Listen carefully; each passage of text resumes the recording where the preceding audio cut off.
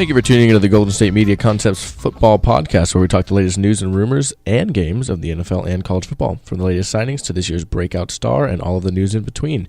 Thank you guys for joining us again. I'm Alex. Joined by Jeremiah. As always. And we are back with some news of the week. If you want to start us off, what's our first topic for the day?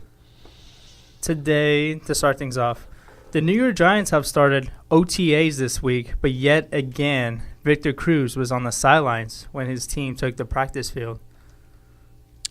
That's becoming too much of a common thing in the last couple of years, right? Yeah, he was during practice. He was jogging on the sidelines, working with the training staff. He didn't participate in any team or position drills. Giants coach Ben McAdoo said it's important for him to take things slow so he can get back to full health. Okay. So the thing is, like, can he? Excuse me. Can he be the same player he was before all the injuries occurred? It's weird. He's had like a really big drop off, like more than any player I've really seen. Yeah, I remember his breakout. It was amazing. His breakout was so amazing. Yeah, he had a really good year that year. He was really impressive with speed and agility and the way he'd catch the ball and break out of routes and everything. And the salsa dance. Yeah, salsa dance took everybody place. remembers that. But no, I think back to the kind of plays like that 90, like 96, 95 yard. 99, I think. 99. It was something like that. The Giants were backed up on the goal line against the Jets. Yes, the 99. Yeah, he took it to the house, and game, that catch and then the adjustment right after the catch to break the tackle and get around the defender and take it all the way to the end zone. That was really impressive. In the last couple of years, he doesn't seem like the same player, even when he is healthy.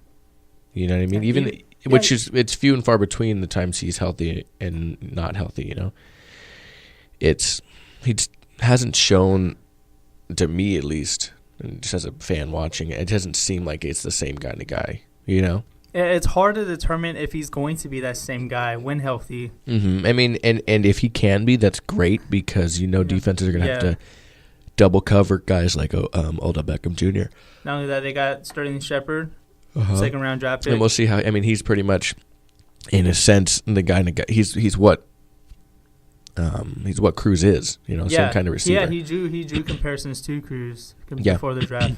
So, if you have both of those guys and a guy like Odell Beckham, if he plays the way he used to play, I mean, the sky's the limit. I mean, that's kind of like territory like offenses like the Panthers or the Steelers or the Giants in when the last Super Bowl and against the Patriots in 2011 when they had Manningham and Hakeem Nicks and they had guys you had to account for, or the Packers, Nelson and Cobb.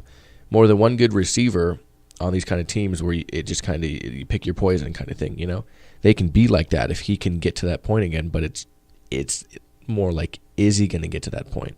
And don't forget, he hasn't played like a season and a half. The last time he was actually on a NFL field was in October 2014. Yeah, so he hasn't really gotten to play with Odell at the same time much at all. This is funny. Odell was actually hurt his rookie year when Victor Cruz was still playing. Yeah. So I'm not gonna lie, I would love to see the duo of Victor Cruz when healthy. Yeah. You know, back to his pre-injury status and Odell Beckham Jr. I think there would be a fun team to watch, fun duo to watch. Yeah, because I think right now, we'll have to see how Shepard looks, but it looks like right now, if Cruz can't do what he needs to do and produce the way he needs to, it's almost like Odell Beckham Jr. is going to kind of have that Denard Hopkins effect, you know? Yeah, I know what you're talking about. Getting all the targets. Yeah. I'm sorry, DeAndre Hopkins. You said DeAndre Hopkins. No, I said Denard. I don't know. Did you say Denard? I like mixed up Denard Span from baseball. I'm sorry, DeAndre Hopkins. DeAndre Hopkins, yeah. Yeah, so, that kind of, he's the only guy, so eventually he's going to, it's going to be hard for him to produce. And Odell Beckham Jr. is a very good receiver. But, over time, the teams adapt. And so that it would be really good, in my opinion, if they could get Victor Cruz back on the field and doing what he was doing in, circa 2011, 2012. He was a game changer, and Odell Beckham Jr. showed that he's like the definition of a game changer.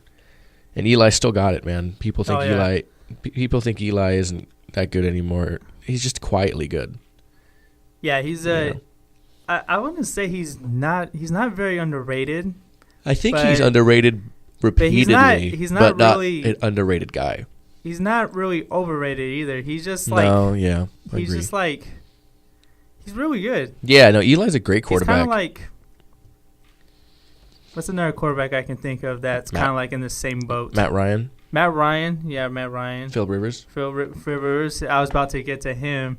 Yeah, he's kind of like in that mid-range field kind of. Yeah, like they're elite, but they easily can fall out of the elite scope because of the way their teams play. Yeah, they can have real good games and they can have really bad games at the same time. And it's funny, they all have the common thread where they have shown they're very good and they played at playoff and on Eli's since quarterback Super Bowl levels, but they all seem to lack defenses. The Chargers had a pretty bad defense last year.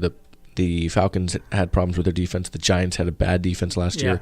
The Giants, hopefully, though, added some pieces the last couple of years, and they can get better. Same with the Falcons and the Chargers. That's what they're hoping for. So, all those guys. But Eli, no, I think he's a 2-time Super Bowl MVP winning quarterback. That's you don't get. I mean, there's quarterbacks that have won the Super Bowl that have won the Super Bowl because of the team they're on. Trent Dilfer. I forget his name right now, but from the Tampa Bay Buccaneers in 2002. Oh, Brad Johnson? Yeah. No, I remember Brad Johnson. Yeah. No, I'm trying to think of I forget his name right now, but he was the backup of Phil Simms the year Phil Simms got hurt and the Giants beat the Bills in the Super Bowl. I see his face and I see his mustache. Kerry Collins. No, Kerry Collins. Not Kerry Collins? No, he played in the mid 2000s. He played when they played the Ravens.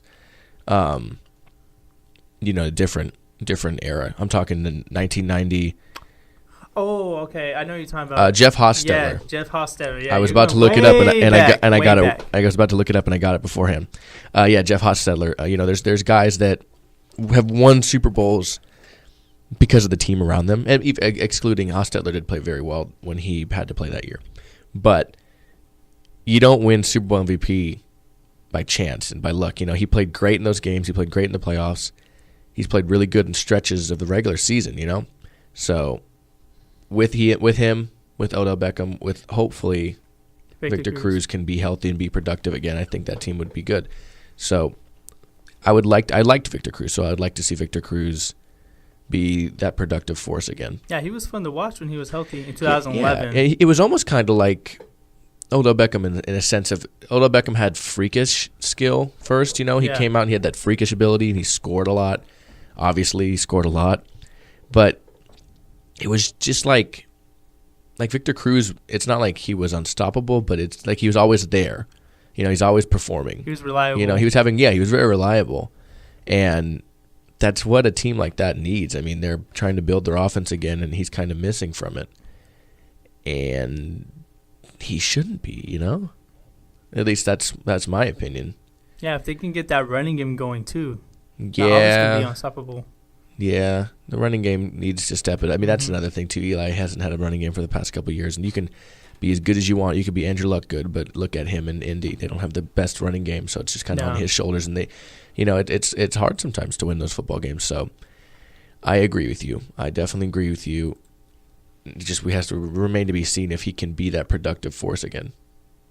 I think if he stays healthy, I think he could be. I don't know if he can be what he was again, because I don't know if he'll be featured the same way in the offense, but I feel like he can produce at a pretty solid. He can be reliable again. Yeah, he doesn't have to be the number one guy. Mm-hmm. Well, Odell Beckham, you kind of have to have him be the number one guy. Yeah, Victor Cruz doesn't have to be the number one guy anymore. Mm-hmm.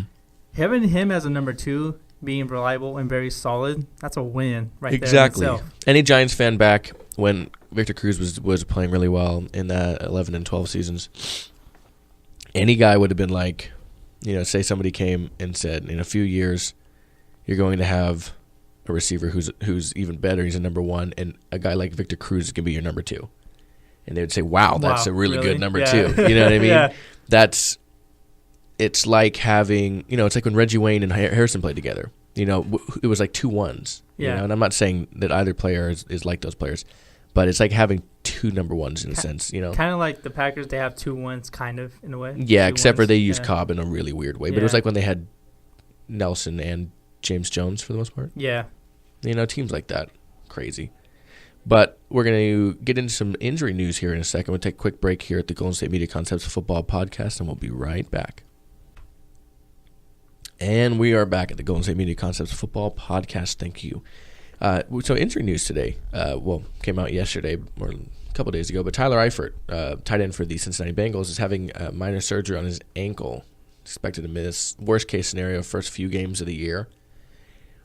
Do you kind of consider him now an injury-prone guy? Because this is the third year in a row that he's had some kind of injury. He missed 15 games in 2014 with that. Was it a broken arm? I'll have to look on that, and he missed 3 games last year, just relative injuries. I don't know if he dislocated his shoulder, or if he broke it, or what. I remember watching it. It was an elbow injury. Okay. 2014. Yeah, I think he dislocated it or broke it. Yeah, it was a dislocation. Yeah, but severe enough to miss the whole season, pretty much the entire rest of the season. And then 3 games last year, and hopefully no regular season games from this injury. So who knows if he unfortunately would get hurt again? But yes, he seemed like an injury-prone guy to you. Yeah, I'm gonna have to say his health is a concern. Mm-hmm. He had that big elbow injury 2014. First game of the year, man. First game of the year. And 2013. First half, too. Yeah, 2013, his rookie year, he also had a couple of injuries. Mm-hmm. He's had injuries every year. Yeah. Just that was the brutal year was 2014. I'm 14, I'm sorry, with the elbow injury. He's had minor ones since. Like I said, 3 games last year. I don't know how many games he missed his rookie year.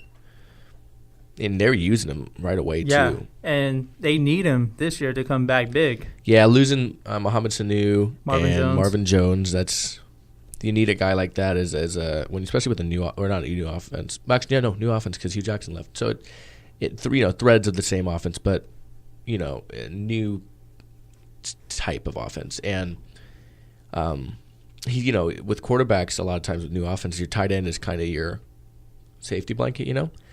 You can check down to him a lot of times. He's a big body. You can get him the hard yards. And Eifert's a game-changing tight end too. So definitely. You don't want a guy like that injured, especially this year. Their window. I don't mean to say it like biased. It looks like their window for Super Bowl is closing because that defense is getting older, at least in the secondary, and you'll have a lot of turnover in the secondary. So the offense has some new turnover this year, but I still think they'll be a good team this year. Eifert just makes them better. Yeah, don't forget he had the most touchdowns for a tight end last year, more than Gronk. Yeah, more than Gronk, more than Travis Kelce. He was a monster in the end zone last year with 13. Yeah, that's a pretty good numbers. I mean, tight ends the game is adapting nowadays. To tight ends are just it's almost becoming like a normal thing for tight ends to be having these kind of almost multi what's the word I'm looking for double-digit touchdowns a year, Yeah, you kind of need that tight end to succeed in the red zone. Exactly, nowadays. Yeah. You had guys like Antonio Gates and Vernon Davis early on in their careers were those real game-changing tight ends, and Tony Gonzalez. Jason Witten was one of the ones that was the all-around kind of tight end, and obviously Tony Gonzalez was one of the real huge first early on receiving tight ends. And he was one of the first ones. One of the best to do it, really, Great career. First ballot Hall of Famer, owns almost every receiving record for a tight end that can be thought of. You got Travis Kelce now. Exactly, Kelce, Gronkowski, Ertz, Jordan Reed, which we talked about a few episodes ago, and Eifert. These young guys that are also game-changing tight ends. Offenses need those kind of guys now. Yeah, and I feel like the offense with the Bengals is a completely different kind of machine without Eifert, I feel like. Yeah, I agree. They looked like I know they have AJ Green there. Yes, they do. Yeah, you can only be so bad when you have a receiver like that. He's easily a top 10 receiver in the league. Some guys put him 5. My top 10, and I don't mean even if I wasn't a Steeler fan, Antonio Brown would still be my number 1. Oh, I know that for a fact. But number 1 receiver in my opinion. You have a guy like Dez Bryant. You have a guy like, AJ Green might be my top 5. I would really have to sit down and really think about how I would place him. I don't know. He might make 5 for me. He barely misses the top 5 for me. AJ Green. Yeah, you know what? If I had him in my top 5, he would be 5, I think. Yeah. And it's not like those guys can interchange all the time. You know what I mean? Yeah. He can easily be a top 2 receiver this year. Exactly. Yeah. Guys like he has that potential. If anything, you look at it as elite. You know, you have a guy like Brown, a guy like Dez, a guy like Green, a guy like Hopkins, a guy like Odell Beckham Jr. Yeah, Odell Beckham Jr. we were talking about earlier. All these guys, they're elite, so top 5, elite. But like what you're saying, it's hard to have an elite receiver as your number one receiver and be a struggling offense, But they just seem like a different offense when Eifert's not on the field. Yeah, I agree. To me, at least, They're a lot different. A lot different. Yeah, it's like you can prepare for them a lot differently too. Eifert reminds me a lot of a guy kind of like Brent Selleck used to be when he was younger, or Gonzalez. The guy that you can kind of count on to get you that first down if you needed it. And like I said, a safety blanket kind of thing. Like Antonio Gates for years was somebody Phillip Rivers could just find. And just get that first down if he had to, or get that touchdown. Or even when Vernon Davis had that 13 touchdown season. Yeah, that rapport with Alex Smith. Alex Smith, yeah. Yeah, that was a great season for both of those guys. Yeah, exactly. It's guys you can count on. Whether it was Matt Ryan with Gonzalez near the end of his career, Roethlisberger and Heath Miller, who could always be counted on there. Antonio Gates and Phillip Rivers. Guys, Witten, great example. Mm-hmm. Witten and Romo. You can count on Witten to get you that. That's a good comparison. Eifert to Dalton is kind of like what we've come to expect from Witten and Romo. Witten is just there. When the offense is there, you can have no receivers on. That we know their names. Dez Bryant, Hurt, I forget the 83's name, but off the top of my head. Their other receiver, but you could have like all the injuries that happened to him last year, and Witten was still doing his thing. He was getting his yards, and he was somebody you could count on because that's just how he is. Eifert is probably a little more athletic, obviously, than Witten at this point of his career, but he's that guy that Dalton can find it in space and make something happen. And am I wrong? Did they get drafted together? Eifert and Dalton? Yeah, because Eifert was a first-round pick, right? And Dalton was a second-round pick. I would have to look that up real quick. If you want to talk a little bit more on some points, I'd be happy to look it up. Yeah, I can. Okay. Yeah, if you'd like to, yeah. Because I want to say that Eifert was their first-round pick, and Dalton Dalton got picked. I know Eifert was because Dalton was a second-round pick, and I know Eifert was a first-round pick, but I'm not sure if it was the same year. It was A.J. Green in the same draft as Andy Dalton. That sounds more. I think it was A.J. Green and Andy Dalton in the same draft. And then you think it was? I think Eifert the next year. The next year, because Eifert got drafted in 2013. Dalton got drafted 2011. Yes. So and he was a first-round pick as far as I know. Who, Dalton or Eifert? Eifert. Yeah, because A.J. Green was he was 21st overall. Yeah, because A.J. Green was a top 10, top 5 pick? Because I want to say he's top 10. Because I know he was in the same draft as Julio Jones was. Yeah, that's why they're always kind of linked with one another. I'm looking right now just to make sure. But yeah, they need Tyler Eifert. Yeah, 2011 was when Dalton came in. He was numbered, the second round. Yes. Because when Eifert's not on the field, their tight ends for the past few years when he's not on the field, they have Tyler Kroft. He played last year. Yeah, I don't know much on him. Yeah, he played all 16 games as a rookie. He was only targeted 15 times, but he caught 11 passes for 129 yards. He seems like, and one TD. I remember that touchdown, actually. Yeah, I was watching that game, yeah. But, no, Eifert, obviously, it's hard to replace that production, And so it's hard to replace the tight end, with that. It's like New Orleans. They're still trying to replace Jimmy Graham, which is a trade I really disagree with. Ben Watson did pretty well, He did, but overall in the season, think of a trade like that as that was a money thing. They had so much money in that which contract. I kind of get. You needed to shell some of it out, and it looked like the front office was starting to go into a different direction. So I'll never try to understand. If I'm not in the front office, I'll never try to understand the front office move because I don't know the things that work in there.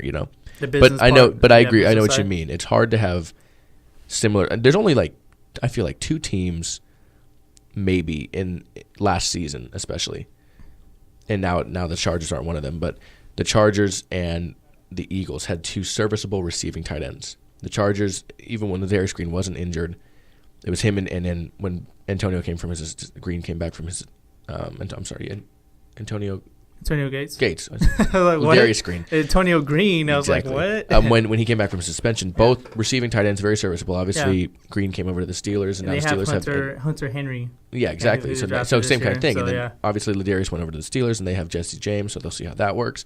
But then you had a team like the Eagles who had Brent Selleck and Ertz. So, that was another mess for another discussion in terms of how their season kind of played out. But hopefully, he gets on the field. I like watching Eifert play. He's a fun guy to watch. Yeah, he was a fun guy to watch last year. He was on my fantasy team. Yeah, mine as well. Yeah, definitely I think he was the championship. Yeah, I think you think he's the best tight end in the game right now. No, not that that's what you're about to say. Gronkowski. No, he was the best. He had made an argument for a best fantasy tight end. He sure did. He did, but he's not the best tight end. Gronk wins that until otherwise. Yeah. Mm-hmm. All right. Well. We have one more topic to cover today. Some Super Bowl cities were announced, but we're going to take one last break here at the Golden State Media Concepts Football Podcast, and we will be right back. And we are back here at the Golden State Media Concepts Football Podcast, and with our last bit of news for you today. Go ahead, Jeremiah.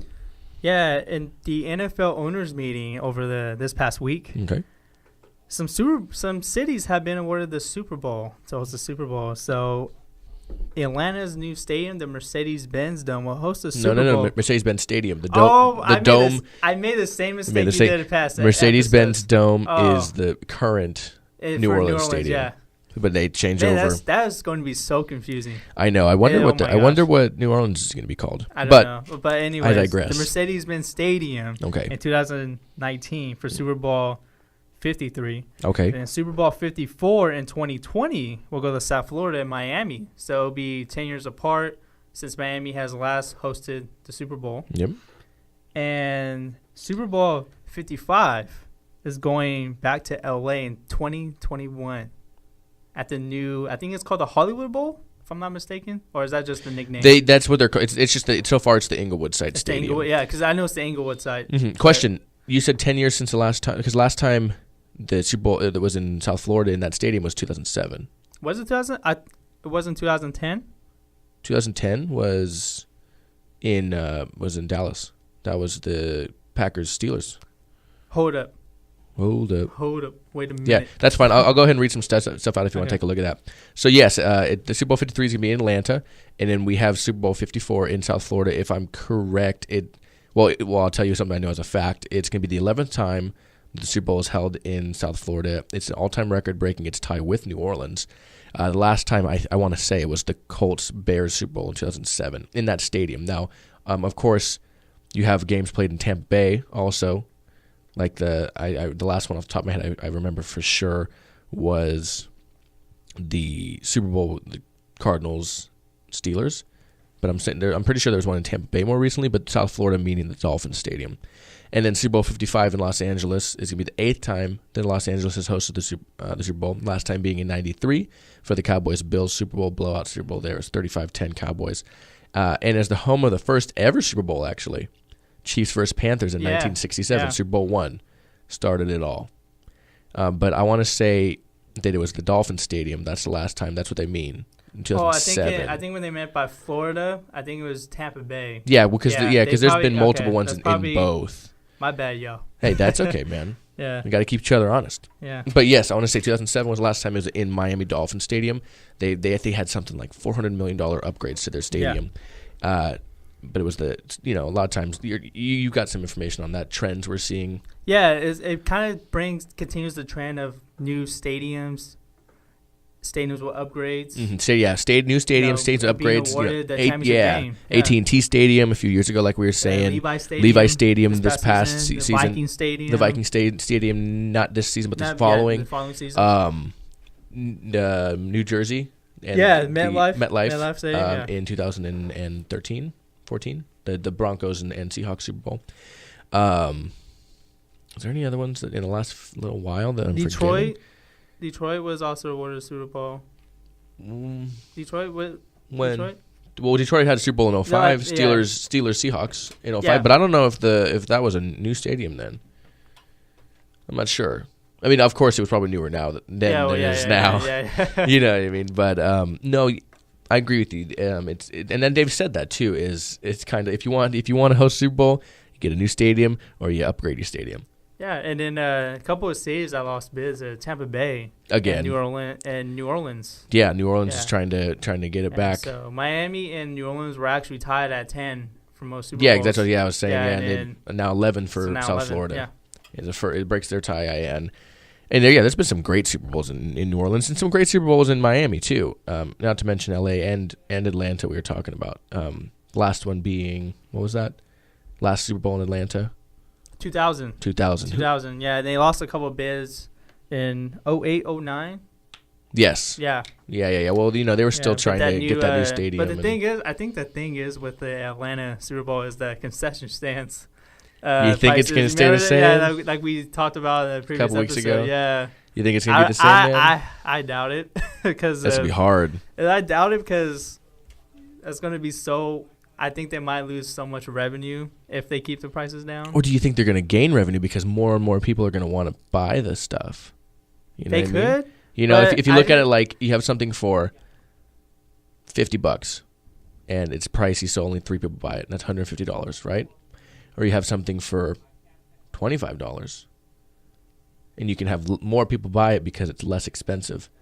And hopefully you double that because instead of, say, something's for $50 and you have 2 people buy it, right?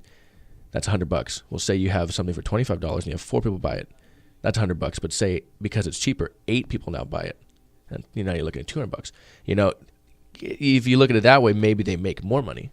It's but we don't know. We don't know if they're going to keep it that way anyway. If it's going to stay the whole season anyway. Yeah, especially because it's Super Bowl 53. That's in that's in 3 years. Yeah. So it's not like it's going to happen like next year or anything, but exactly. Yeah. I mean, the stadium's not even open next year. No. Not until 2017 season. Yeah, exactly. And then that's the cool thing too is Super Bowl 55 with the Los Angeles Rams. They actually had an opportunity to maybe get the bid for 54.